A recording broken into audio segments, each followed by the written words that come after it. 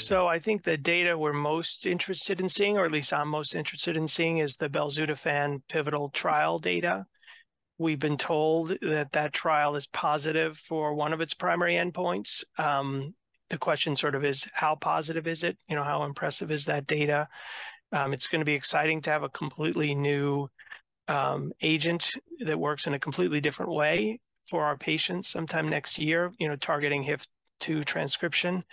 But it's not clear to anyone yet how interesting the result is and whether it will be truly paradigm shifting, but we'll get a first look at ESMO. So we're looking forward to that. As someone who was involved in the original Uromigos setup, I've seen some of the early ones, and they were not exactly known for their production value, I don't think. So some of those became hilarious because they were, it was Tom recording from the park across the street from his apartment or something like that. So there's the comedy value, but I think to me, the ones that are most useful is when Brian and Tom highlight the careers of early investigators. And they've done that several times. They particularly do that with their poster walks at big meetings. They try to find up and coming folks who are doing interesting things and put the spotlight on them, which I think is great for the field and great for their individual careers.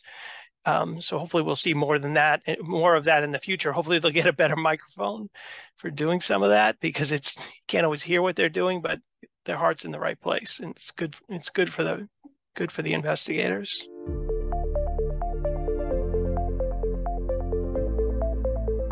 I don't know. I do like the Legend series that they've done. I thought particularly, the one they did with Phil Kantoff was interesting. I mean, all of them are interesting. The one they did with Celeste Simon most recently was interesting. I think, to me, it's always interesting to go back in the career and say someone like Phil, who's obviously accomplished a tremendous amount, to see how much he struggled early on.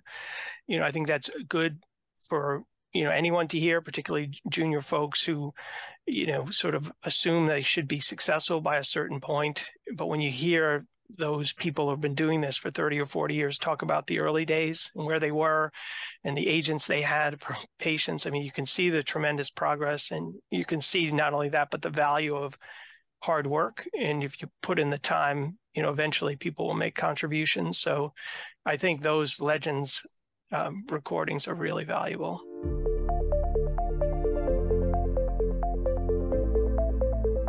To me, the debates that are most interesting are the prostate cancer debates.